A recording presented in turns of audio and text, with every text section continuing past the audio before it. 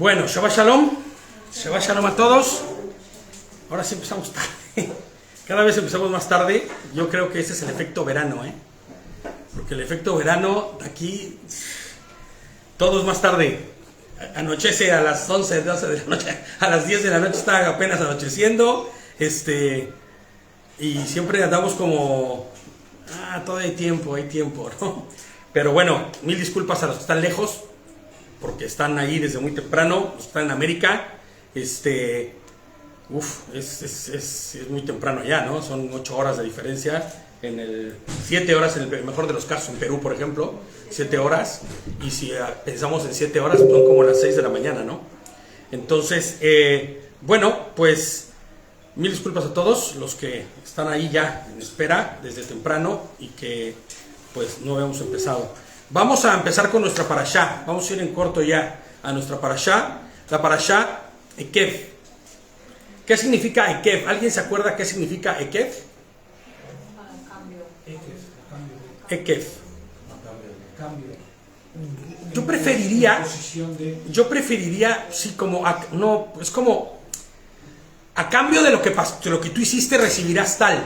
O sea, como consecuencia de exactamente, lo que como consecuencia o consecuencias. Y tú te vas a dar cuenta que en esta porción Moshe les está hablando de continuo sobre lo que ya sucedió en el tiempo en el que estuvieron en el desierto, porque estuvieron 40 años en el desierto después de la salida de Israel de Egipto. Ahora, ¿alguien se acuerda por qué es que salieron ellos no porque salieron de Egipto, sino por qué no entraron ellos a la tierra prometida tal y como se les había concedido que fuese? Porque tardaron 40 años. ¿Por qué es que tardaron 40 años? Porque cayeron en idolatría. Sí, ¿Quién se acuerda? A ver, en cayeron en idolatría. ¿Quién más puede decirme algo más? ¿Por qué tardaron 40 años? ¿Por qué el Señor determinó que iban a estar 40 años? Porque ellos seguían Así es. Había dudas. Pusieron en duda el poder de Dios. Estaban extrañando la vida que tuvieron en Egipto, extrañaban esa vida vieja que habían tenido. Esa porción a la que nos estamos refiriendo se denomina la difamación de la tierra. ¿Y sabes qué significa difamar la tierra? Que no estás realmente creyendo que lo que Dios dijo que sería, ¿no? Porque, acuérdense, ¿qué sucede cuando Moshe manda a los ¿cómo se llama? A los espías, ¿se acuerdan?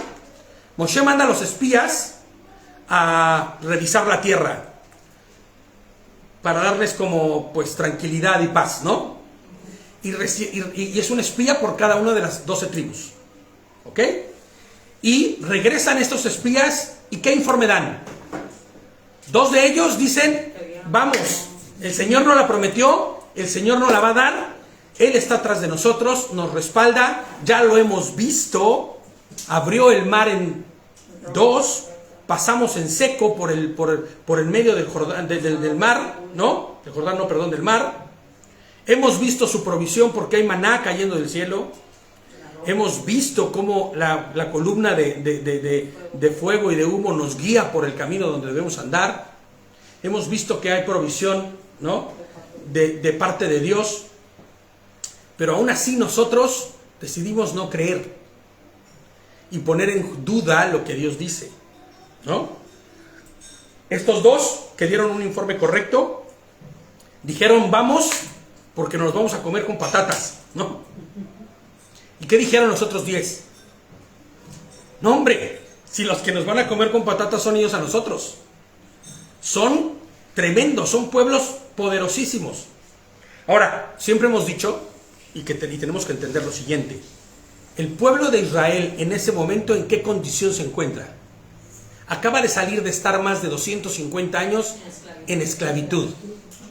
¿Tú sabes lo que pasa psicológicamente en la mente de un hombre que estuvo sujeto a la esclavitud durante 250 años? ¿Tú sabes lo que pasa en la voluntad de un hombre que estuvo sujeto a ser víctima de la esclavitud de alguien superior o que decía ser superior? Sometido. Su voluntad está rota. No hay voluntad. La voluntad está quebrada. No hay dignidad alguna. Exactamente, qué bueno, gracias. No hay dignidad alguna. No hay en absoluto poder de decisión. Y me gusta siempre hacer el símil de los que estábamos en el mundo, viviendo conforme a los deseos de nuestra carne, sin dignidad alguna, sin poder de decisión, actuando y decidiendo conforme a nuestros instintos decía que actuáramos. Si tengo hambre, como.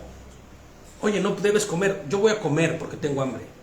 Oye, pero no te lo acabes, yo tengo hambre. ¿No? Oye, lo que estás haciendo sexualmente no es correcto, no me interesa, tengo deseos, los voy a cumplir. Esa es la condición del hombre en el mundo. Esa es la condición del hombre en el Egipto, ¿no? Porque hemos dicho muchas veces que Egipto ya no está situado, hablemos espiritualmente, allá, en África. Como tampoco Israel está situado ya espiritualmente en el Israel geográfico, sino estamos hablando espiritualmente de que hemos salido nosotros de ese que nos mantenía esclavos, presos, ese Misrayim, ese Egipto espiritual, y nosotros hemos salido para ir en posesión ¿de qué? De la tierra prometida. Anoche que estábamos estudiando para inicio de Shabbat decíamos eso, ¿no? Hemos nosotros sido partícipes de entrar a la tierra prometida. La tierra prometida es solo el lugar que al final tendremos cuando el Señor venga, o ya en este momento estamos compartiendo de esa tierra prometida. Ya es. Claro, porque recordemos que son situaciones y posiciones que tienen que ver con lo espiritual, no con lo natural. Porque si nosotros decidimos vivir bajo lo natural todo el tiempo, que eso es lo que nosotros como creyentes llamamos la carne, vivir bajo la carne es vivir bajo los instintos. ¿Y qué de dignidad hay en vivir instintivamente? Nos reducimos a un simple, ¿no? Manojo de emociones, de deseos, un costalito de deseos, emociones y de pasiones, ¿no? Que si tú te das cuenta, lo que sucede es que cuando vivimos de esa manera, hay desorden en la vida de una persona. Porque las pasiones mías no son las pasiones de Gladys, ni las pasiones de Jorge, ni las de John. Cada uno tiene sus propias pasiones y yo lucharé para cumplir mis propias pasiones, aunque tenga que pasar por encima de quien tenga que pasar. ¿Me entiendes? Cuando nosotros vivimos bajo nuestros instintos, bajo nuestros deseos y bajo lo que dicta y manda nuestro carácter, que se formó a través de ¿qué? Pues de este montón de hábitos, costumbres, tradiciones, que eran correctos, pues no. Pero cuando nosotros somos llamados de estar esclavos y presos de esa condición humana, ¿no? Caída, y hemos sido transformados a la libertad que el Señor nos dio, entonces nosotros comprendemos y entendemos en ese momento que estamos habitando ya en esta porción de la tierra prometida, que después se materializará, porque ahorita hoy vemos y estamos en esta tierra prometida espiritual, pero después se materializará, porque las cosas en el Señor no son solo espirituales. Si hubiera sido solo espiritual las cosas que tienen que ver con el Señor, que tienen que ver con Adonai, no habría venido a la tierra, sino en su deseo y en su espíritu hubiera transformado todo. No. Nosotros no somos seres solo espirituales. Somos seres de carne y hueso. Seres físicos. Y necesitamos una redención espiritual y una redención física. Porque hasta que no seamos redimidos físicamente en su totalidad, no habrá redención total ni completa. Aunque ya fuimos redimidos en el espíritu. Nuestra condición de separados de Dios, de desinjertados de Dios, ya no es más. Estamos injertados a Él y espiritualmente estamos unidos. Pero físicamente nuestra carne aún todavía tiene la condición caída, ¿no? De pecado. ¿Cuál es? A ver si alguien me puede recordar la característica más clara y más evidente de la condición caída que tenemos. ¿Cuál fue el regalito que Satanás? Exactamente. el orgullo, la soberbia, la altivez. Son esos pequeños regalitos, o ese regalito que Satanás le entregó al hombre cuando comió del conocimiento del mal. No comió una frutita, no comió una perita ni una manzana, probó del conocimiento del mal. Porque el árbol del conocimiento del mal es Satanás. Escucharon, ¿no? Ellos fueron y hicieron Shema. Y sí que lo hicieron, porque así como escucharon, actuaron. ¿Me entiendes? Y el conocimiento, y el árbol del conocimiento del bien es Dios.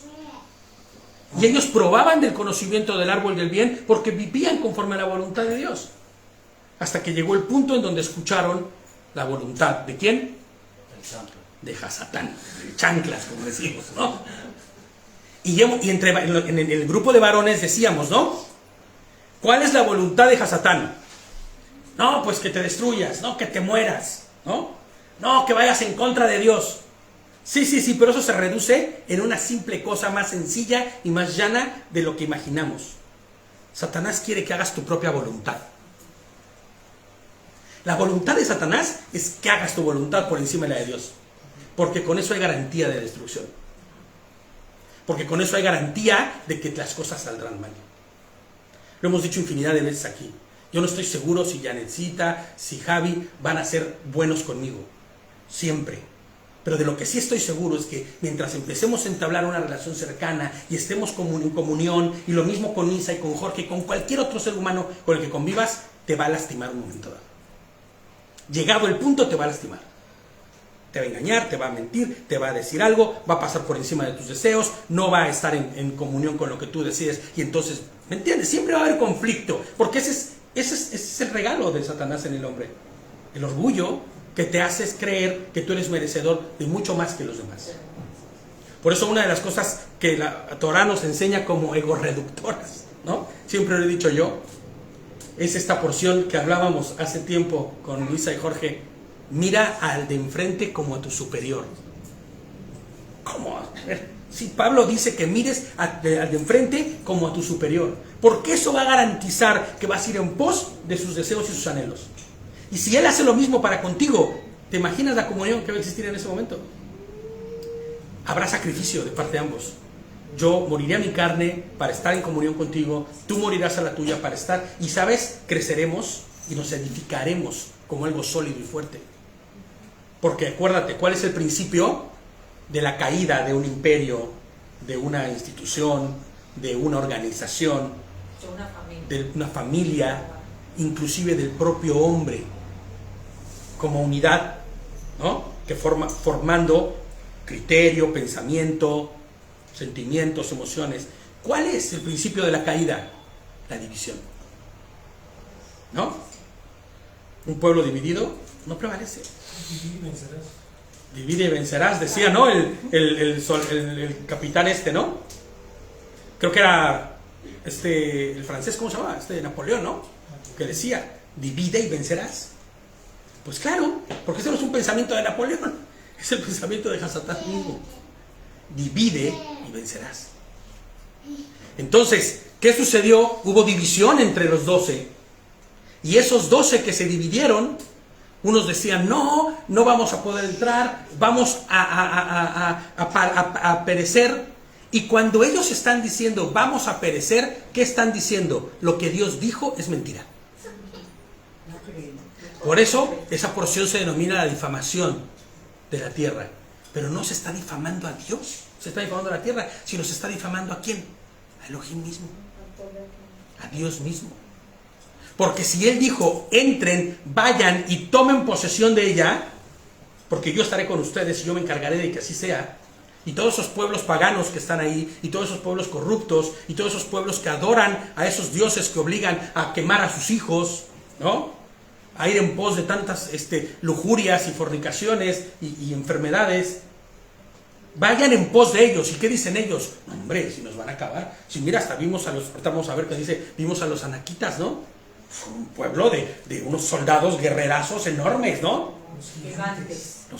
Se traduce como gigantes, pero en ningún lado Anak está relacionado a gigante, ¿eh? No hay ninguna relación a gigante. De hecho, hay quien relaciona a los gigantes como a los hijos de Dios, a los caídos. Y hay que entender que esa parte no habla de nada de eso, habla de un culto. Sí, a los caídos. Es un culto a los caídos. ¿Y quiénes son los caídos? A Satanás y a los suyos que cayeron con él. Era un culto que había hacia ellos, ¿no? Y muy probablemente los anaquitas también tenían ese culto, porque era gente que venía con mente perversa. ¿Y ellos qué dicen? Ay, es que hemos escuchado hablar de ellos y son malísimos. Sí, pero tú tienes a Dios de tu parte.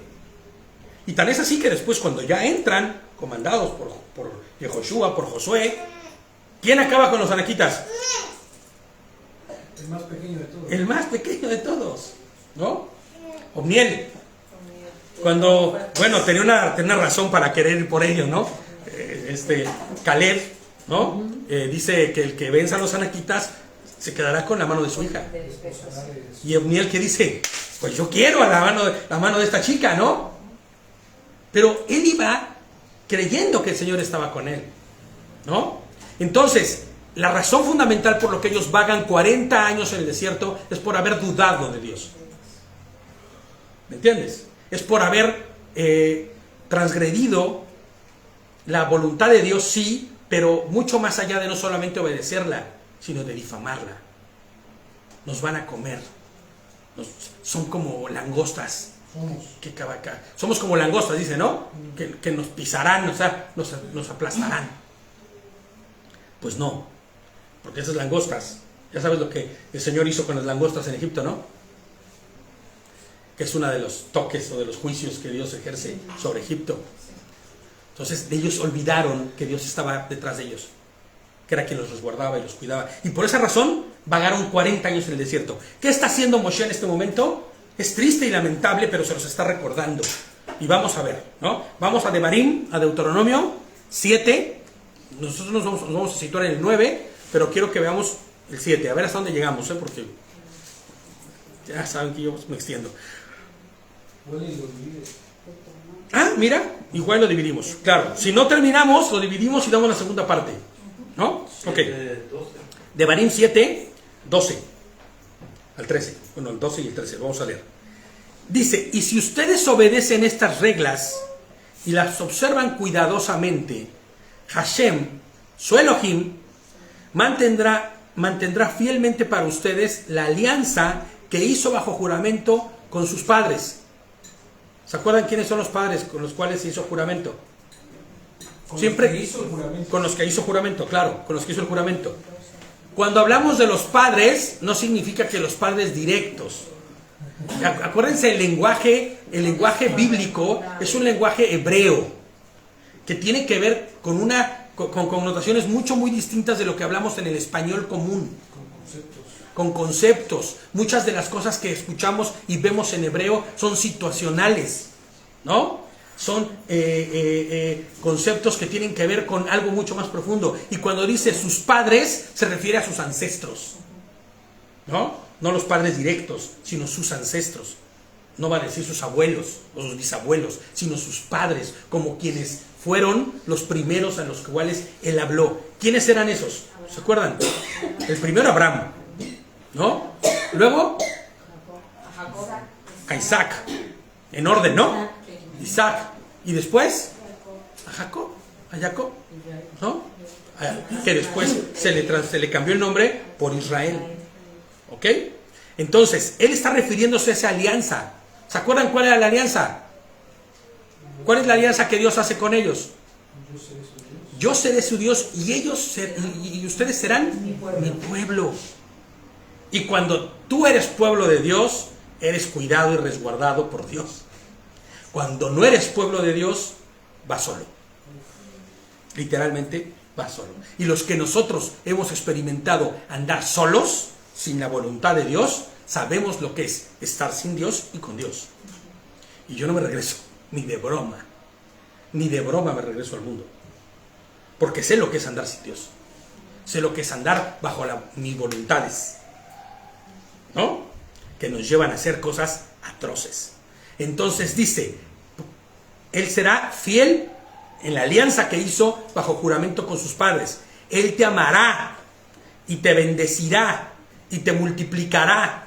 ¿Se acuerdan que era la promesa, no? Como las estrellas del cielo y las arenas del mar. ¿no? Bendecirá el fruto de tu vientre y el producto de tu suelo, tu grano, tu vino nuevo y tu aceite, la cría de tu manada y el pequeñuelo de tu rebaño, en la tierra que juró a tus padres que te asignaría. Ahora, no nos vamos a meter, es que este versículo nos da para toda la predicación. Esta porción nos da para toda la predicación, porque si hablamos de la tierra que el Señor asignaría o que asignó a sus padres, no se refiere solamente a lo que decíamos situacionalmente o geográficamente Canaán, sino estaríamos hablando de una posición espiritual, y eso nos llevaría un rato explicarlo, pero ya lo hemos comentado un poco por encima. Entonces, ¿qué es lo que está haciendo Moshe? Recordándoles las verdades de Dios para con el pueblo, pero también tiene que recordar las cosas que sucedieron y por qué están en esa condición en ese momento. ¿Cuál es el propósito? Y lo decíamos la semana pasada, de Devarim, de dar por segunda vez toda esta ley, todas estas instrucciones, todos estos preceptos, todos estos asuntos. Decíamos la semana pasada que asuntos tiene que ver con cosas que te competen. ¿Por qué el Señor está dando por segunda vez esto? Para recordar al pueblo de dónde lo sacó. ¿Pero por qué?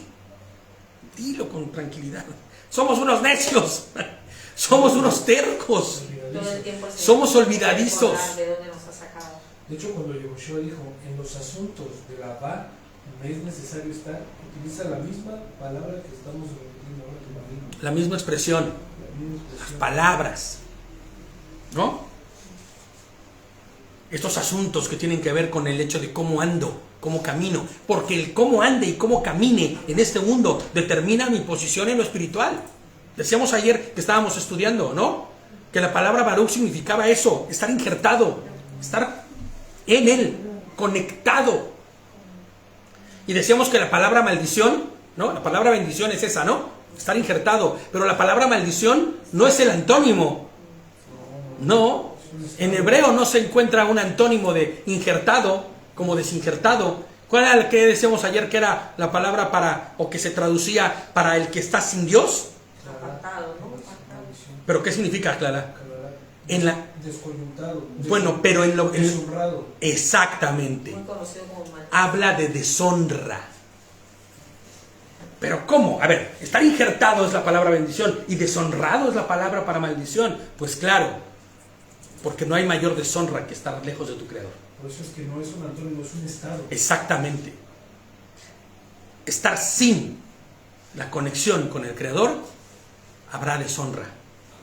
Por eso hemos dicho infinidad de veces, y lo decíamos también anoche, la dignidad del hombre es restaurada cuando llega a la voluntad de su Creador y vivir conforme su Creador le ha enseñado que debe vivir. En orden.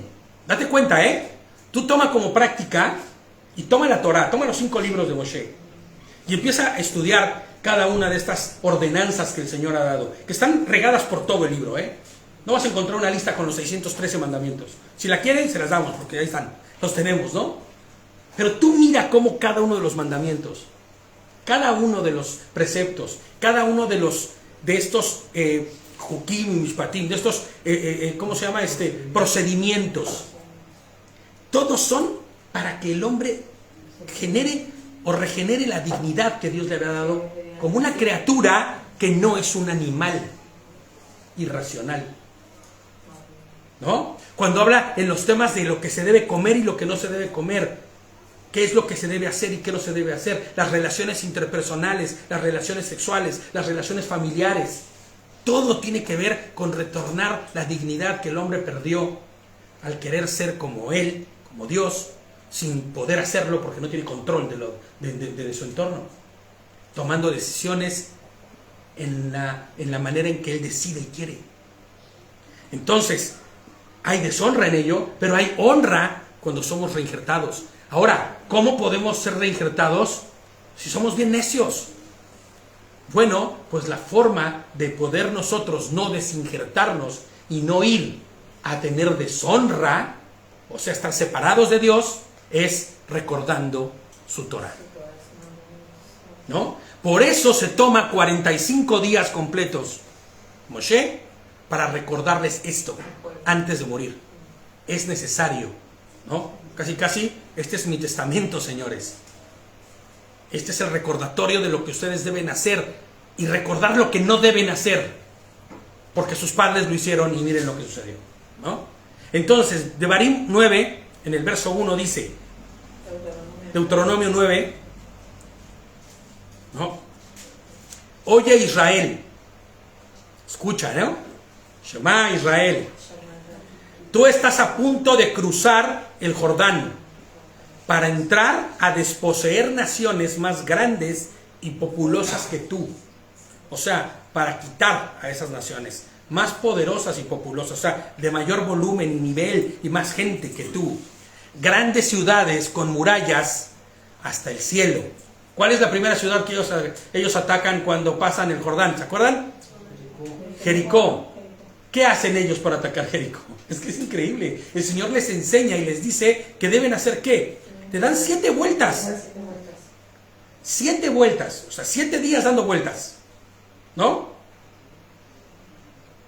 Y en la última vuelta, cuando el Señor les dice, ahora las murallas caen. Solas. Es porque el poder de Dios hace... Dios está atrás de ellas. Dios está respaldándoles. Y estaba viendo yo un estudio que determina las posibilidades de que, porque ya saben, los científicos siempre buscan certificar que las cosas que dicen en la Biblia pudieran suceder, ¿no? Y fíjate que cuando se ven las ruinas de Jericó, por decirlo así, y con las excavaciones que se han hecho, no hay ninguna determinante que pudiera hacer que cayera el muro, que cayeran o sea, no hubo arietes, no hubo lanzándose bolas, ¿no? No hubo impactos, ¿no? La tierra tembló y la tierra hizo que se desplomara. Y entonces ellos les está diciendo Moshe, van a encontrar ahí lugares y situaciones que son por encima de lo que ustedes están capacitados, pero tienen quien está detrás de ustedes y quien les respalda. Ahora, ¿puedes imaginar la expectación de todo el pueblo? El nerviosismo, la incertidumbre, la duda, ¿no? Si fuera acá Jorgito al pie de leche, ¿cuándo vamos? Ya estuvo, ya, vamos. Vamos a darles, ¿no? Si fuera el Davicho, hay que ver qué onda, porque pues, igual y son peligrosos, ¿no? Vamos a organizarnos correctamente, ¿no? ¿Te imaginas al pueblo entero escuchando que Moshe les está diciendo, van a ir para allá y el Señor les va a respaldar y por lo que más quiera no cometan el mismo error que sus antepasados? Inclusive incredulidad para muchos, ¿no? Empezando les pongo yo aquí por el hecho de por dónde es que iremos a pasar. Hay un río enfrente. No tenemos el arte de navegar, o sea, no somos buenos navegando, nunca hemos hecho eso, o sea... No, y por ejemplo, también hay algo que no podemos pasar de largo, que cuando el Señor da los 10 juicios, o las 10 plagas a Israel, no había motivo para tal, me explico, porque siempre pudo haber dicho, le vas a dar, y el faraón hubiera dicho, adelante. Claro. La cuestión es de que él quería mostrar a su pueblo quién es el que les estaba rescatando. Tenía que ser testificado el poder de Dios. Así es. Para que el pueblo supiera, porque ¿qué fue lo primero que cuando vino Moshe con Aarón le dijeron, ¿quién eres? Para que no entendieran. Claro. ¿En nombre de quién vienes? Claro. ¿Explico? Inclusive imagínate después de estar 250 años esclavos, sí sabemos que nuestros antepasados, el Señor habló con ellos. O sea, sí sabemos. Ninguno de ellos nació libre. No. La generación de Joseph. Ninguno. Nadie. Los Todos únicos que ellos llegaron. fueron nacidos esclavos. Yo creo que 1 o 2 generaciones después de Joseph nada más fueron, o la generación de Joseph y los que nacieron de ahí, fueron los únicos que fueron libres, porque todos los demás fueron esclavos. Esclavizados. Entonces había que reacondicionar la mente de estos. Exactamente. Había que mostrar a quién es quién era el Elohim que les... Ahora fíjate, ya habían visto que se había abierto el mar, pero muchos de ellos eran niños. Eso fue hace 40 años. Los que cruzaron todos ya murieron. Sí, la Torá dice Los únicos que no murieron que Oseías y Caleb eran jóvenes. fue Oseías, que después se convirtió en Yehoshua, y Caleb, ¿no? jóvenes. Ellos eran jóvenes, muy jóvenes. Entonces, fíjate nada más la incredulidad que podrían tener ellos, ¿no? ¿Por dónde vamos a pasar? ¿Acaso el Señor abrirá el Jordán? ¿No? ¿Cruzaremos el Jordán como cruzamos? O sea, podría existir en la posibilidad. Y aunque la historia les cuente que sus antepasados fueron liberados del Mizraim, ¿no? Con mano fuerte, abriendo el mar, ¿no? En dos, demostrando, ¿no? El poder de Él. También hay suficiente incredulidad en cada uno de ellos como para no recordarlo como el hecho glorioso que hay, que sucedió, como algo que le pasó a nuestros padres o que sucedió algún día. Pero mira, estuvimos 40 años en el desierto. Pero mira todo lo que sucedió. Pero mira que hubo escasez, ¿me entiendes? Y toda esa escasez y todo eso que sucedió y que vivieron fue consecuencia ¿de qué? Pues de su propia incredulidad. Pero están ahí a punto de cruzar ya. Igual y ya están organizados, igual y ya están posicionados en cómo es que van a entrar. Ya se dividió la tierra, ya sucedió lo que tenía que suceder, ¿no? Ya los tribus se habían organizado para permutar ya, del otro lado. Claro, para quedarse, ¿no? Y fíjate, dice el 2, un pueblo grande y alto, los anaquitas, que tú conoces, pues has oído decir, ¿quién puede hacerle frente a los hijos de Anac? Y es que, si tú te pones a estudiar quiénes eran los hijos de Anac, eran verdaderamente bárbaros, ¿no? Y eran un pueblo poderoso. Moshe, les pongo yo aquí, sigue haciendo memoria de lo que ha venido sucediendo y les recuerda a los anaquitas que sus padres habían descrito como gigantes, que los aplastaría como insectos, ¿no? Pero esto, les pongo yo aquí, más que solo el propósito de exponer a sus padres como incrédulos del poder de Adonai, ¿no? Que los respaldaba, los está instando a que no vuelvan a caer en lo que cayeron sus padres, ¿no? Es como si yo llego con mi madre y le digo, ma, ¿te acuerdas lo que hicieron mis abuelos? ¿Recuerdas el error que cometieron al llegar a tu edad? ¿No?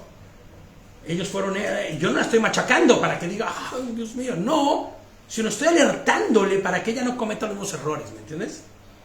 Estoy buscando no que haya, y no la deshonra de sus antepasados, no, sino que estoy advirtiéndole y llevándole a que ella contacte la realidad y diga, yo no cometeré el mismo error, le insto a que no vuelva a caer en lo que sus antepasados cayeron, ¿no? Y es lo que está haciendo Moshe con sus padres. Que pueden tener, ¿no? Que puedan tener ellos una emuná firme y una confianza firme en Adonai. Mira, una fe firme. Aquí, por ejemplo, está ocupando una palabra, ¿no? Que la raíz tiene que ver no con altos, como si fueran enormes, sino de renombre.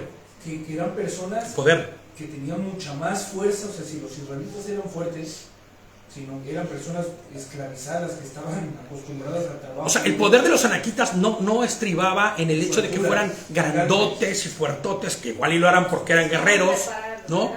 Sino que exactamente era gente docta en el arte de la guerra, en el arte de hacerse de lo que quería. Ahí es donde radica la palabra altos. Exactamente.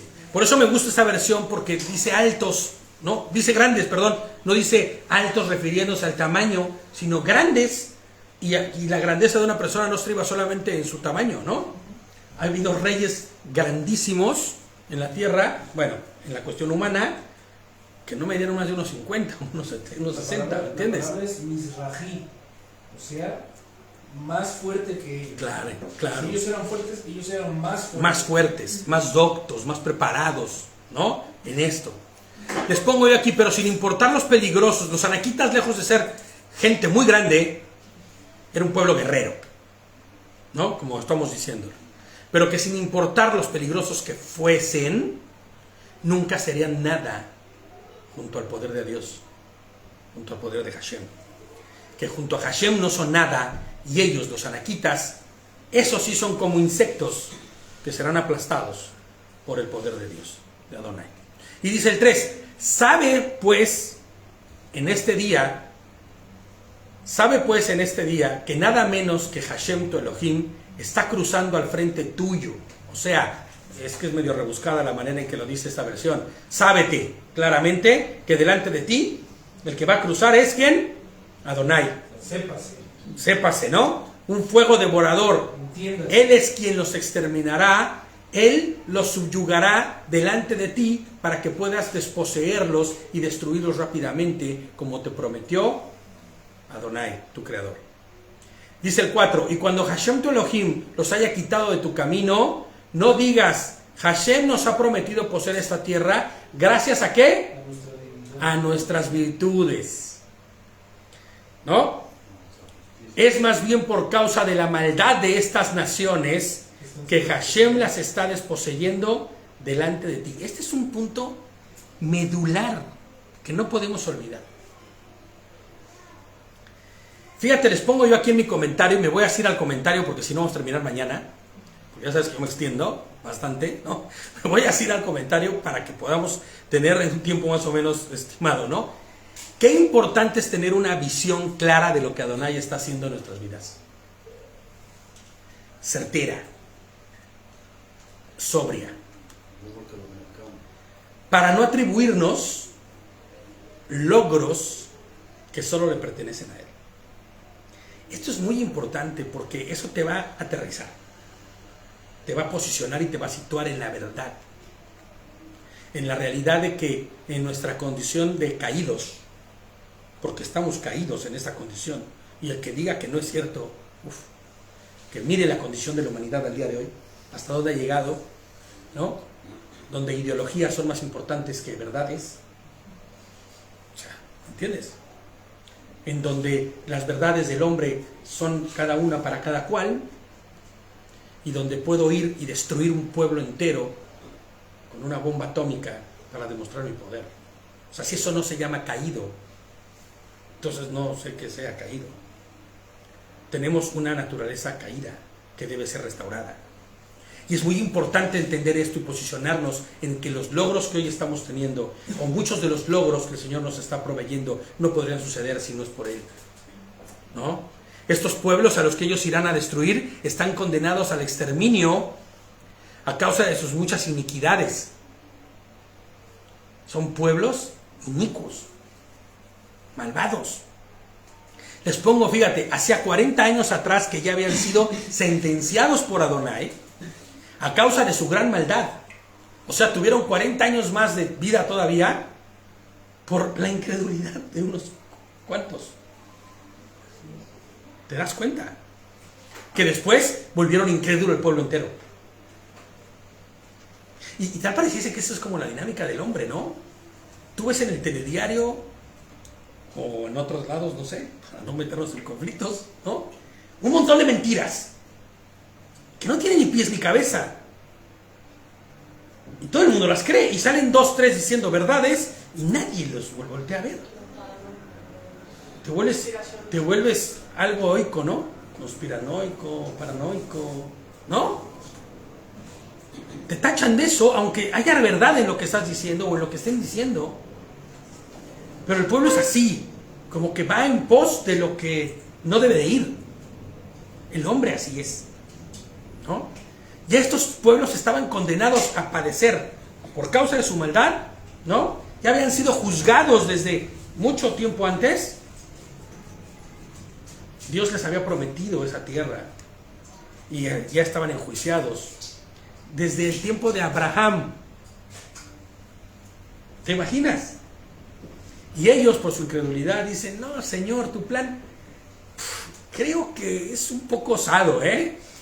Tu plan es algo osado. Yo creo que deberías tener un poco más de prudencia, Señor. Y a veces así somos también nosotros en nuestra propia vida. Pueblos y razas que no querían honrar a Adonai, que se habían constituido pueblos enemigos de Dios. Vamos a Job 41:11. Libro de Job 41:11.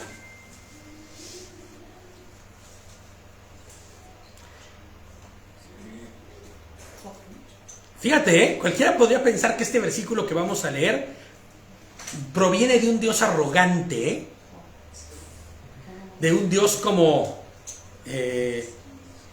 ¿cómo se llama? Cuando impositor o inclusive como que quiere sobajar a los demás, pero escucha y entendamos lo que está diciendo. A cualquiera que me confronte, le ajustaré cuentas. ¿Sí dice su versión? 41:11. 41. ¿Quién me ha dado algo para que tenga que pagárselo? Vale, es más o menos lo mismo, sí. Lo que pasa es que mi versión es un poquito más agresiva. ¿Quién me ha dado todo y me ha hecho Una cuenta pagar? que cobran. Ajá. ¿Qué sigue? Todo lo que hay bajo del cielo es mío. Exacto. Se crea. ¿No? Otra vez vamos a leerlo de su versión porque la mía está bastante salvaje. A mí dice, ¿quién se ha enfrentado a mí alguna vez y ha ganado? Exacto. Lo que hay bajo el cielo me pertenece. Todo lo que hay bajo el cielo es mío. ¿Por qué todo lo que hay bajo el cielo es suyo? Porque él es el creador. Él es el creador. Exacto, ¿no? Él es el creador. Ni control de nuestro propio. Cualquiera que me confronte, dice, le ajustaré cuentas. Pues obvio. Imagínate creando algo que yo llegue y lo quiera usurpar, usufructuar, hacer algo, ¿no? Imagínate. ¿Tú qué dirías? Esto es mío. Y cualquiera que se meta con lo que es mío va a haber ajuste de cuentas. ¿Esto habla de un Dios soberbio, altivo? Pues no. Habla de un Dios real y verdadero. Creador y hacedor, Claro. todopoderoso, Autoridad. soberano. Así es. Amén. Es que está escrito, ¿no? Bereshit bara Elohim, Así es. Hashamayim et haaretz. Al principio creó. Él fue quien creó, ¿no? En el Reshit. Entonces dice el 5, no es gracias a tus virtudes y a tu rectitud que podrás poseer su país, sino que es por causa de las maldades de ellas que Hashem tu Elohim está desposeyendo a esas naciones delante de ti, y con el fin de cumplir el juramento que hizo Hashem a tus padres, Abraham, Yitzhak y Jacob. Leí un comentario judío en el Humash, ¿no? Por ahí decía que ¿qué tal si estos pueblos no hubieran sido malos? ¿Qué tal si estos pueblos no hubieran sido pueblos idólatras? Inclusive pueblos que escucharon del Dios de Abraham y que creyeron. Como los edomitas, ¿no? ¿Qué hubiera pasado con ellos? Pues lo mismito que pasó con los edomitas, con los hijos de Edom, ¿no? Con los descendientes de Saúl. ¿Qué fue lo que le dijo el Señor? A estos ni los toques. Págale todo lo que necesites. Todo lo que, el agua que uses de ellos, la comida que comas de ellos y el fruto de ellos, págaselos. Porque yo les he dado esta tierra a ellos. ¿Te das cuenta? Estos pueblos verdaderamente eran contrarios a la voluntad de Adonai. Eran pueblos enemigos que se habían instituido enemigos de Dios. Y por esa razón es que el Señor les está destituyendo y destruyendo. Si hubieran sido pueblos alineados a la voluntad de Dios, caminando conforme a su Creador, ¿no? Exaltando al Creador y no a la creación, entonces no hubieran sido despojados y desterrados, ¿no? En el último día, cuando el Señor vuelva y venga por los suyos, ¿no? ¿Quiénes serán los que resucitará y vivirá ese milenio con ellos? ¿Y quiénes son los que dormirán en espera de que sean juzgados? Bueno, todos ellos tuvieron su juicio ahí. Todos seremos enjuiciados en el mismo momento. Lo que pasa es que nos fuimos encontrados no culpables, sino justificados y redimidos, ¿no? ¿A causa y consecuencia de qué? Y la cuestión ahí no era como diciendo por lo que ellos eran, sino por lo que ellos hacían con la tierra. La tierra que no era suya, la tierra que estaban profanando. Claro. Sus acciones. Porque si no, ¿qué pasó con los asiáticos? ¿Qué pasó con la otra parte? ¿Me explico? Se hubiera juzgado el Eterno también a todas las naciones. Claro. Pero no es así. Claro. Y es que esto tiene que ver con el hecho, como dice David, ¿no? De que ellos se habían constituido enemigos de Dios. Al profanar la tierra que no era ¿Y suya. los chinos no? No. No, a ver, espérame. que en China no sé exactamente qué tipo de poblados hubieran en China, ¿no? Ni que estuvieran, pero ¿a qué se refiere David y por qué lo está citando? Porque la tierra que se había prometido, o sea, acuérdate, que la promesa al final se extiende a toda la tierra, ¿no? Porque poblarán toda la tierra. Y la promesa al final se convertirá en buena, ¿cuando qué? Cuando venga el Señor. Y Él sea quien extermine, pero la, sea quien gobierne, ¿no? la promesa física, o sea, esa Claro, tierra física, la promesa que se les había dado al pueblo era esa parte. Y si hubiera sido China, todo queda. pues hubieran tenido que emigrar hasta China y en China se hubieran encontrado los chinos con que iban a llegar los israelitas a destruirlos, ¿me entiendes? O sea, es lo mismo. No es que todos los pueblos, ¿no?, de la tierra estuvieran sujetos a esta misma situación. Estaban sujetos los pueblos que estaban inmersos en la tierra que se les había, la tierra de promisión, como le llama el pueblo judío, ¿no? La tierra prometida. ¿Sí?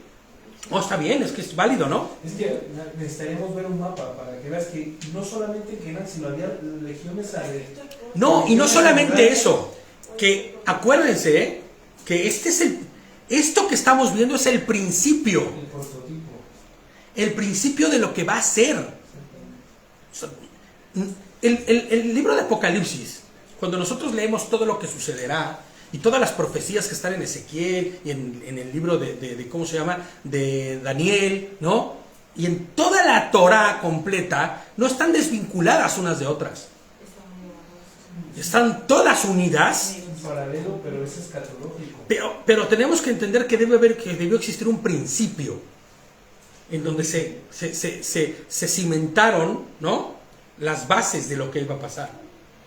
Entonces, recordemos, como bien dice David en este momento, son paralelos, son figuras de sombras, como decíamos, de cosas por venir, ¿no? Y entonces, él les está diciendo, ¿no?, y se extenderá esto a todo el planeta entero, a todo el mundo entero, cuando el Señor vuelva, ¿ok? Y se complete la obra. Entonces, este juicio se ha dado a conocer en la primera venida de Yahushua. Antes era todo como, no importa nada, solamente Israel y esta. Los chinos son chinos, los australianos son australianos, y ellos su sentido. No así cuando viene el Señor, en su primera venida. Da la evidencia clara de que no se trata solamente de una raza, de un pueblo, de una región, de una ¿cómo se llama?, tribu, ¿no? Porque hoy entendemos claramente que cuando hablamos de pueblo, de Dios y de Israel, no hablamos del Israel geográfico, sino hablamos del pueblo de Dios, los que creemos en Él, ¿no? Yo creo que por esa razón que había, a lo mejor en la época misma, gente que no creía en el Señor y no era totalmente destruida. Claro. Es lo que está diciendo, estaba Kenan, estaba aledaños pueblos, Claro. y no pasaba nada con ellos. Claro. Ellos eran comerciantes, ellos eran...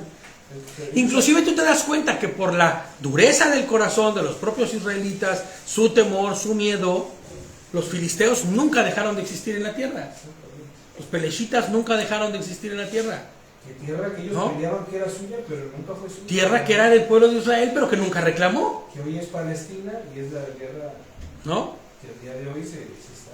Esa guerra contra Palestina. Entonces, bueno, y bueno. No. Y bueno, y es que la guerra de Palestina es que los palestinos dicen nosotros tenemos aquí toda la vida, ¿no?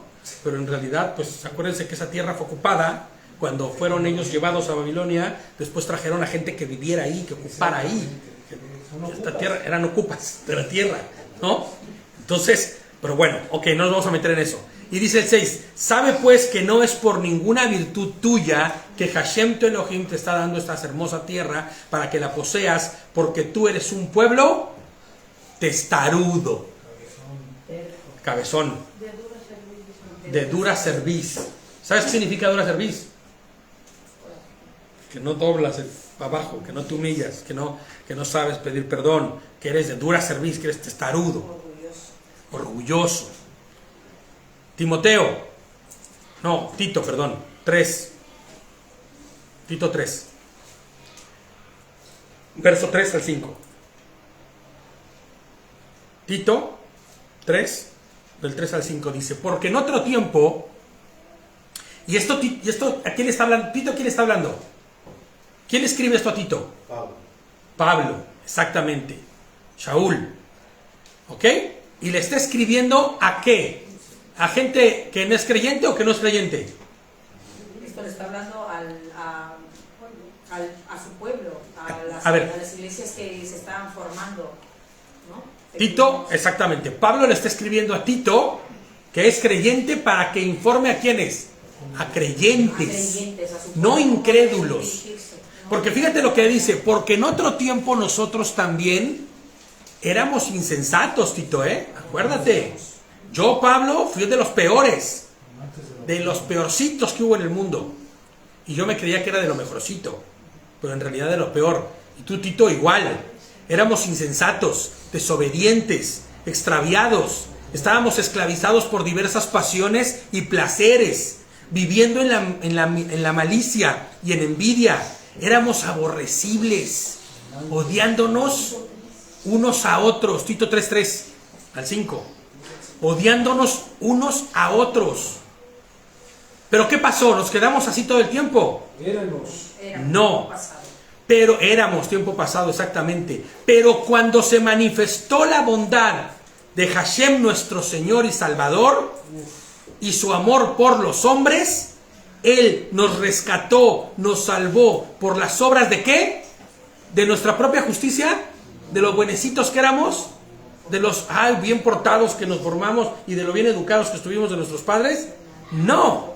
Él nos salvó por las obras de justicia que nosotros, perdón, por las obras de justicia que nosotros, otra vez voy a leer, perdón. Él no nos salvó por las obras de justicia que nosotros hubiéramos hecho. No. Sino que según su misericordia, por medio del lavamiento de la regeneración y de la renovación del espíritu de santidad. El Ruach HaKodesh, el que hablábamos antes de empezar, el espíritu de santidad que Él proveyó, que Él a través de esa santidad nos limpió, nos restauró. Tenemos que entender que la carta de Juan no es algo que sea como mágico, como cualquiera que pide perdón y confiesa sus pecados, Él es fiel y justo para perdonar. Es el mismo contexto que está hablando ahorita. Claro. Es para la comunidad de creyentes. Claro. Para los que han entendido y comprendido quiénes eran y quiénes se convirtieron y por qué razón se convirtieron. No, es que hoy día la gente apela a este versículo. Es que la mía pone esa palabra. ¿Cómo dice? Él lo hizo por medio del, no sé si es Beneplácito. No sé. ¿Qué versión es esa? Torah viviente. Mikveh. Su beneplácito, o sea, No, la mikveh del lavamiento. ¿Por eso? Sí. No, es que está ocupando una palabra en hebreo. Lavamiento, es lo mismo que estábamos viendo aquí, que dice que por medio del lavamiento de la regeneración. La mikvah, acuérdense que la mikveh es sumergirte en hebreo. Por eso yo le escribí a los de Torah Viviente, yo les escribí diciéndoles, oye, brother, está en español, ponlo en español. Y después si quieres una versión en la que esté el hebreo también, o explícalo, porque a veces no se entiende, ¿no? Ya me contestaron, me dijeron, no, es que es para que aprendan hebreo. Pues sí, pues explícalo, brother, porque nadie entiende. ¿Y de qué estábamos hablando, no? Sí, yo les he escrito a ellos, Entonces, bueno, ¿qué es por el lavamiento? La regeneración y la renovación del espíritu de santidad. No, acuérdate que el Señor, cuando vino a ti y su Ruach HaKodesh habitó en ti, su santidad, ¿qué sucedió? O sea, yo creo que sería un bautismo espiritual. Exactamente. Ese es un bautismo espiritual. El lavamiento y la regeneración. Acuérdense que estábamos hablando de qué, de la dignidad del hombre, ¿no? De la restauración de la condición. Bueno, pues esta restauración viene espiritualmente a través de qué? Del lavamiento. De cuando el Señor nos lavó, nos limpió a través de su santidad. Implícita ahí, ¿no? No como esa fuerza impulsora de la que hablan los testigos, ¿no? Dicen que es la fuerza, ¿no? Que es como una fuerza nada más. No, es la mente de Mashiach, es vivir, es ser capacitado para vivir para toda buena obra. Y cuando vivimos así, somos renovados y limpiados, ¿no? Y les pongo yo aquí, tal y como en aquellos días, Yehoshua HaMashiach, que es Jesucristo, que es lo mismo, nos dio libertad y nos llevó a poseer la tierra de libertad. Pero no como una posesión física de la tierra, que era lo que hablábamos al principio, sino como una posición, no una posesión, sino una posición, ¿no? Como de GPS, posicionamiento, ¿no? Espiritual. Una condición en la que se nos ha dado la santidad como la mayor porción que nos garantiza. ¿Qué nos garantiza la santidad? Como el distintivo. Exacto, pero ¿qué nos garantiza este distintivo? ¿De qué nos distingue de otros pueblos, de los demás? Nos distingue como ¿qué? Como creyentes. Apartados. Pero esa santidad, ¿qué nos garantiza? Vivir en santidad, ¿qué te garantiza? Vida eterna. Tener parte con él. Claro, tener parte con Él. El que está alineado a la voluntad de Adonai, pues compartirá y vivirá con Él. El propio Juan lo dice, ¿no? Entonces, tal y como en aquellos días, así, Yehoshua HaMashiach, así como les dio la libertad a ellos cuando los sacó de Misraim, así también nos dio libertad a nosotros y nos sacó de donde estábamos, para meternos, para introducirnos a la santidad y entonces poder tener una posición correcta. Nuestra porción no es en esta tierra, ¿se acuerdan? Por eso es bien triste cuando muchos, no triste, es triste para muchos, pero para cuando has entendido no es nada triste, ¿no? Cuando te dicen, es que las promesas de Dios no son para esta tierra, hombre. Ay, no. O sea que entonces no voy a tener las promesas de Dios en esta vida. Pues sí, muchas de ellas sí, verás su favor y su poder moverse en tu vida. Pero las mayores promesas no son para esta tierra, sino para la vida eterna, ¿no? Entonces dice el 7 de nuestro texto base. ¿Qué capítulo era? ¿Se acuerdan? El 9, exacto. 9 de Devarim, o de Deuteronomio, verso 7. Acuérdate, dice. Recuerda esto, ¿no? Dice la tuya. Nunca olvides cómo provocaste la ira de Hashem, tu Dios, tu Elohim, en el desierto, desde el día en que saliste de la tierra de Misraim hasta que llegaron a este lugar. Ustedes han continuado rebeldes hacia Hashem. Qué duro de verdad sería escuchar esto. Es un poco como lo que Pablo hacía con los corintios, ¿no? O como los gálatas. ¿Quién nos fascinó? Gálatas. Que después de haber conocido la verdad, quieren volverse a los rudimentos del judaísmo. Conociendo la verdad, quieren seguirse lavando manos hasta los codos, porque si no, es impuro todo, ¿no? El judaísmo entiéndase de practicantes de... Sí, de la ley judía, no de la Torá, No de la Torá. sino de la ley que fue creada por los judíos para de alguna manera, bueno, pues sí es cierto, ¿no? Ellos buscaban crear leyes para guardar las leyes de Dios, pero después pesaba más la ley de ellos que la propia ley de Dios. Y si la ley de Dios decía cosas que no estaban en concordancia con la ley de Dios porque el método para lograr lo que se tenía que hacer no iba ad hoc, pues ni modo, tú tienes que hacer lo que dice el hombre y no lo que dice la Torá. Pues eso es lo que los gálatas estaban haciendo, ¿no? Uno de ellos, la elaboración de los chichillot. ¿La qué? La elaboración de los chichillot. Por ejemplo, ¿no? Que como no tienen el conocimiento de qué tipo de azul es el que... Fíjate nada más, ¿no? Esto que tenemos nosotros aquí colgando, los tzitzillots o tzitzín, es un mandamiento bíblico. No lo andamos colgando nada más porque, como me acuerdo la vez que iba en el aeropuerto y me dijo, ¿qué va a bailar, joven? La del aeropuerto me dijo, si mueve la cadera, como Shakira, me dice, ¿eh? Además me dice a mí me ha pasado cada cosa ahora que he estado viajando mucho en el aeropuerto, me dijo eso, ¿no? Y le dije, no, fíjese que no, es para testimonio. Me dijo, y paró, así, pues tanta gente que había ahí en el detector de mentiras, ¿no? El detector de metales, me dijo, ¿cómo que para testimonio? Sí, esto es un mandamiento bíblico. Y es para que te acuerdes de quién es el creador. Y el azul es para que sepas que tienes que voltear al cielo y acordarte de él. Se quedó así, me dijo, Algo malo, ya sabe dónde- pase, pase, ¿no? Ya lo de Shakira ya se le olvidó, ¿no? Y no dice dice que es azul, no dice... No, es que por eso dice David, por eso menciona a los chichillots, porque el pueblo judío se ha perdido tanto en el procedimiento y en las maneras de cómo hacerlo, que como no saben de qué azul era, o ya el molusco del que se sacaba ese azul no se encuentra, entonces mejor los hacemos blancos. Pues mejor ellos para no errar. Oye, pero la Torah dice que sea de color azul y no especifica el color. No, pero es que el que nuestros antepasados usó es el bueno. Oye, pero la Torah no dice qué tono es, dice que sea azul. Pues sí, la Torah diga lo que quiera, pero mejor usamos blanco, no sea que nos estemos equivocando.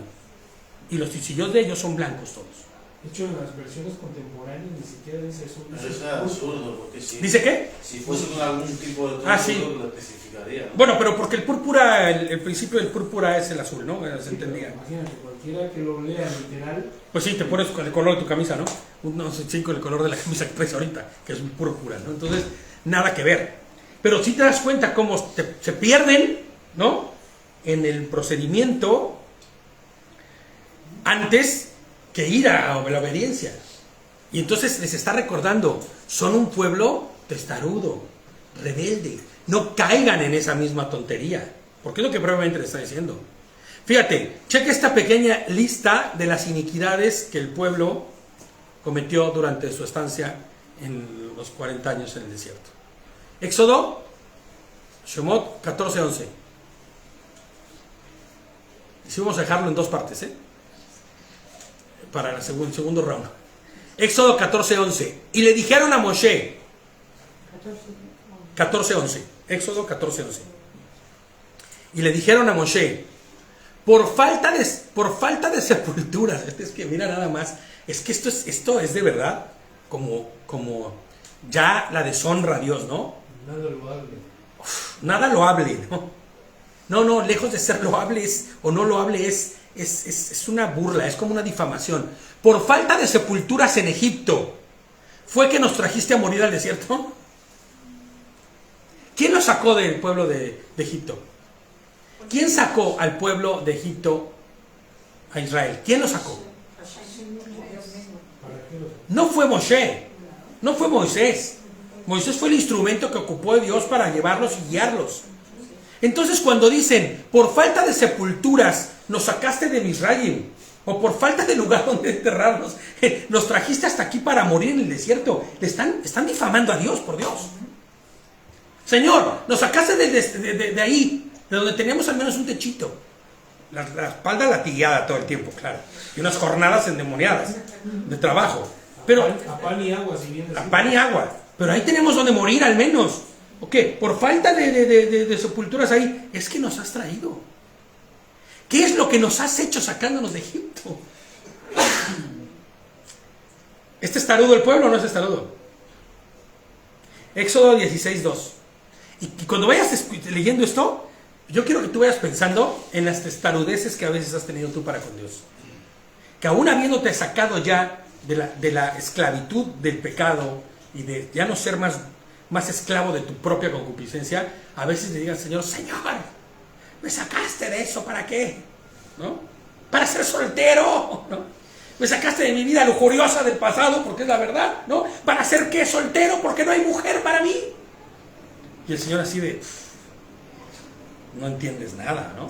Brother, todo llega en su tiempo, en su momento, sé paciente. ¡No! ¿Que no había suficientes mujeres en mi pasado como para que hubiera quedado con una de ellas? ¿Me entiendes? O sea, transpólalo. Yo pensando en eso, ¿no? Piénsalo en negocios. Piénsalo en relaciones familiares. No sé. Pero a veces somos bien necios. Y actuamos igual. Supersticiones. No tenía yo suficientes en el pasado. Y ahora no tengo nada. ¿En qué me agarro, Señor? Pues en mí, dice, ¿no? Nada. Ahí vamos, ¿no? Ahí vamos. Éxodo 16:2.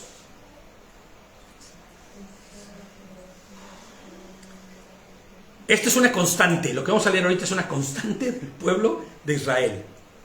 En el desierto, toda la comunidad israelita se quejó contra Moshe y contra Aarón. Si tú te quejas contra Moshe o Moisés y Aarón su hermano, que son los dos líderes que el Señor levantó para sacar al pueblo de la esclavitud, ¿contra quién te estás quejando? Hombre, si ellos solamente ejercen la autoridad que Dios les dio, pero cuando vas en contra de ellos, vas en contra de la autoridad. ¿No es cierto? ¿Era un pueblo contumaz y rebelde? Pues sí. Éxodo 17:2. 17:2 dice: entonces el pueblo se puso a reclamarle a Moshe diciendo: danos agua para beber. Y Moshe le respondió: ¿por qué me claman o por qué me reclaman a mí? ¿Por qué ponen a prueba a Adonai? ¿Por qué ponen a prueba a Hashem? Nadie dice por qué venir a pelear conmigo. Sí, ¿por qué vienen a hacerme a mí la guerra, no? ¿Por qué no van delante del Señor? ¿O por qué mejor no esperan? Porque si el Señor los sacó de la tierra de Egipto y los metió en el desierto y estamos cruzando este pequeño tiempo, porque todavía no se les sentencia a andar todavía vagando en ese momento, y estamos en el reposicionamiento de lo que va a ser, ¿no? Les voy a dar mis leyes, les voy a dar todo. ¿Por qué no esperar? Es que no, todo el rato. ¿Para qué nos sacase de Israel? Para matarnos de sed. Para matarnos de sed, ¿no? ¿No? Dice, ¿por qué me reclaman a mí? ¿Por qué? ¿Por qué ponen a prueba a Dios? Fíjate lo que dice el libro de Bemidbar, Números 4. Números. En el desierto. En mi versión me gusta mucho porque dice así literal. David diría otra cosa, David diría gentuza. Pero aquí dice la chusma. Números 11:4.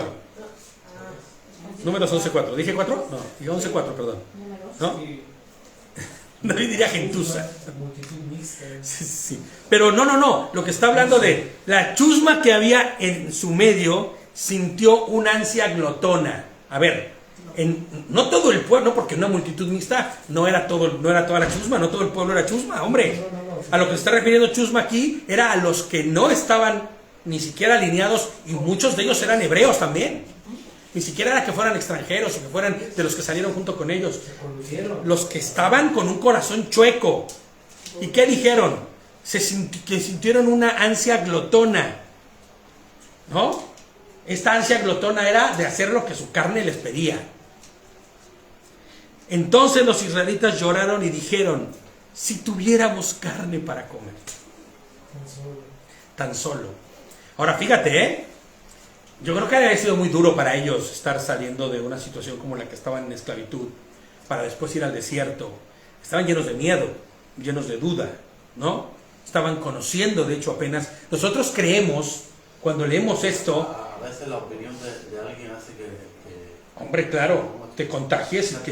De eso me acuerdo de una experiencia que tuve hace ya tiempo, y yo estaba comiendo todos los días cuscús, y llegó un amigo mío: oye, pero no comes carne, yo no comes arroz, no. Y yo ni estaba pensando en eso, y me paré para pensar en eso. Bueno, Claro, bueno, pero ¿qué pasa? Que al final estos... de comida acabó siendo un martirio. Claro, mira ya, se convirtió en una obsesión. No, o sea, ¿a qué me refiero con esto, no? Otra vez cuscús. No, tienes que regresar al cuscús, brother, ni modo, ¿no? Entonces, fíjate nada más, ellos estaban ya probando del maná que caía del cielo. Ahora, no quiero perderme de lo que estaba diciendo hace rato. Siempre creemos que este pueblo es un pueblo conocedor de Dios. El pueblo de Israel, en este momento, ¿conoce a Dios? No lo conoce, pero ¿por qué no lo conoce? Porque si le hablas de Ra, de Horus, de todas esas deidades, ¿no? Hasta Eli se enojó, nada más de mencionarlas. A todas esas deidades, que el Señor borre su nombre para siempre, ¿no? Ellos sabían que eran dioses esos, pero ellos conocían, habían escuchado, se hablaba, se rumoraba, las leyendas dicen de nuestros antepasados tuvieron un Dios que, inclusive muchos podrían estar diciendo, ese Dios no existe porque nos olvidó en Egipto. Están conociendo apenas a Dios. No olvidemos eso.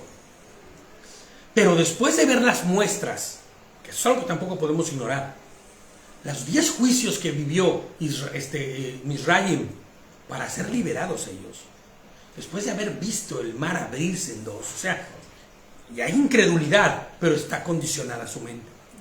No los juzguemos tan duramente, pero sí, eran rebeldes.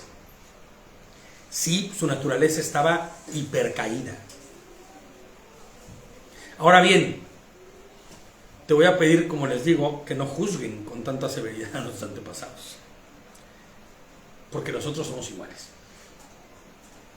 La verdad. En muchas ocasiones y en muchas veces, ya habiendo sido libres, ya conociendo el poder de nuestro Dios, seguimos haciendo las mismas cosas, viviendo de las mismas maneras, actuando de las mismas formas.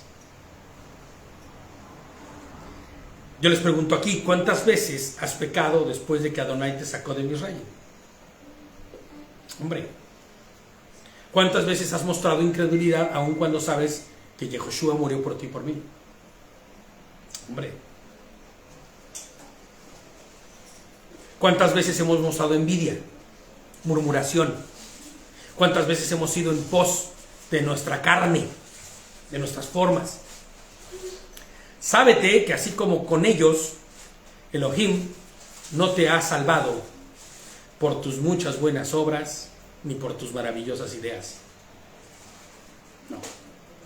Ha sido solo su misericordia, su amor. Nos ha dado libertad no porque la merezcamos, Ni para hacerlo malo. sino por amor. Vamos a 2 de Timoteo. 2 de Timoteo, en el capítulo 1, en el verso 9 y 10. Ya terminamos ahorita, ya en 10 minutos terminamos la primera parte, ¿vale? 2 de Timoteo 1, 9 al 10.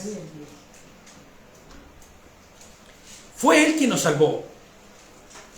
¿Y qué dice? Y nos llamó con santo llamamiento, o con llamamiento santo, ¿no? ¿No conforme a qué? No conforme a nuestras obras, sino conforme a su propio propósito y favor. Jorge, toma esta. Ya no te vuelvas, ya no tengas pedazos con eso. ¿Sí? Bueno, si quieres. Toma. Te me estás volviendo loco.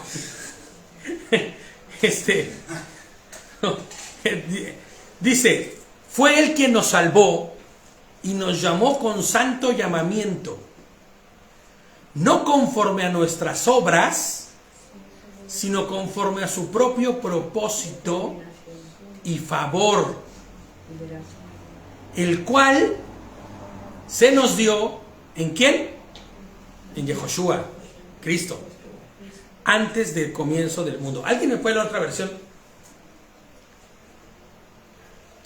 Porque Él nos salvó y nos llamó a una vida kadosh. Es que estás en la... Como Sí, su sí. pueblo, no fue por causa de nuestras obras, sino por su propio propósito y la misericordia que Él nos dio a los que estamos unidos en el Mashiach y Yeshua. Adonai había hecho esto antes del principio de los tiempos. Y ahora, el 10 que dice, Pero solo ahora lo hizo público por medio de la manifestación de nuestro Salvador, el Mashiach, quien abolió la muerte y por medio de las buenas noticias reveló vida e inmortalidad. así es. Y ahora que se manifestó, o se ha manifestado por la revelación de nuestro Señor y Salvador, Yehoshua, Cristo, Él anuló la muerte y sacó a la luz la vida y la inmortalidad por medio de ¿qué? Del Evangelio, de la buena noticia. ¿Cuál es la buena noticia? Que nos ha redimido, que murió por nosotros, que nos dio salvación. Entonces, no juzguemos a nuestros hermanos del pasado porque nosotros hemos sido iguales. Y tal y como sucedió en el pasado, ellos no fueron sacados de Misraim por sus buenas obras, por sus buenos pensamientos y sus buenas formas, sino porque Dios lo había prometido, por amor y misericordia. Y así, de igual forma nosotros, nos ha sacado nos ha dado libertad para que vivamos no una vida en retroceso, buscando volver, ni quejándonos, sino entendiendo que Él anuló la muerte y sacó a la luz la vida y la inmortalidad por medio del Evangelio, que es su muerte y resurrección. Amén. Vamos a dejar hasta aquí. Estamos en el 8, pero ya es hora. Entonces vamos a dejarlo hasta aquí y continuamos al rato, en la tarde, para seguir con el estudio. ¿Vale? Entonces no vamos a dar por terminado el estudio, sino lo pausamos y continuamos. ¿Vale? Shabbat Shalom a todos a la transmisión y nos vemos a las 5.